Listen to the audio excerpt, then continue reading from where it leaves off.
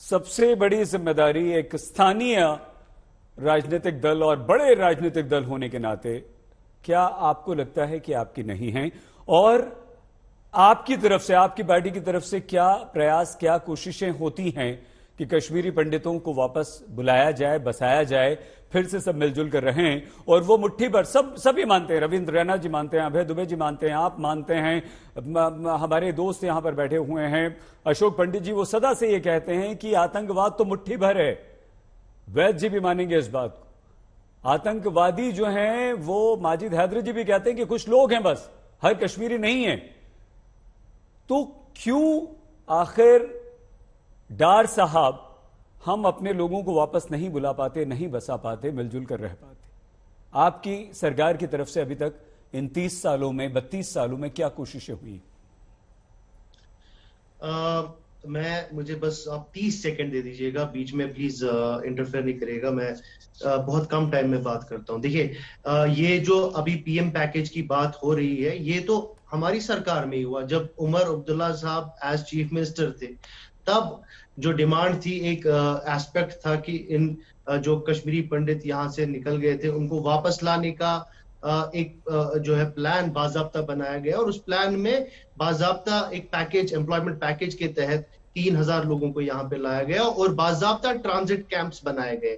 उसके बाद वो 2011 में जो सिलसिला स्टार्ट हुआ, उसके बाद देखिए इसका फॉलो अप, ये सिर्फ वहीं तक महदूद नहीं था, इसका फॉलो अप फिर अगली सरकारों को करना चाहिए था।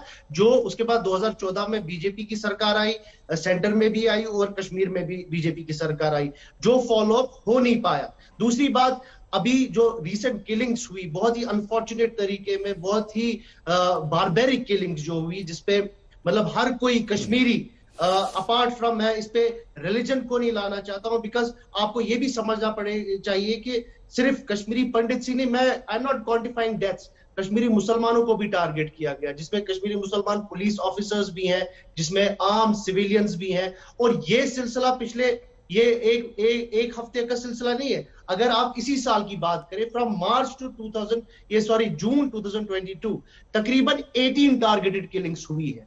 तो गवर्नमेंट हर टारगेट किलिंग के बाद ये बात दोहराती है कि हमने टेररिस्ट इंफ्रास्ट्रक्चर को आइडेंटिफाई किया है, हमने उनको खत्म किया है, अब हम ये जो है वारदात फिर से होने नहीं देंगे। तो ये रिस्पॉन्सिबिलिटी तो इस टाइम पे गवर्नमेंट की आती है। ये फेलियर है, गवर्नमेंट का बहुत बड़ा फेलियर है, जो कि वो एक्सेप्ट करना नहीं चाहते। दूसरी बात, एक मैं लास्ट में, हमारा डेलीगेशन, नेशनल कॉन्फ्रेंस का डेलीगेशन, हमने रिक्वेस्ट डाली थी जब शेखपुरा बडगाम में हमारे पंडित भाई प्रोटेस्ट कर रहे थे, हमने रिक्वेस्ट डाली थी कि हमको भी वहां जाने देना चाहिए, हम भी वहां अपनी सॉलिडेरिटी और उनके साथ बैठेंगे, उनके साथ प्रोटेस्ट पे बैठेंगे। बट अनफॉर्चुनेटली इस एडमिनिस्ट्रेशन ने हमारी डेलीगेशन, नेशनल कॉन्फ्रेंस डेलीगेशन को वहां जाने की इजाजत नहीं दी। तो आप कैसे एक्सपेक्ट करते हैं कि बीजेपी सरकार हमसे मशवरा लेगी? ये तो एक खुद ही सब कुछ करना चाहते हैं।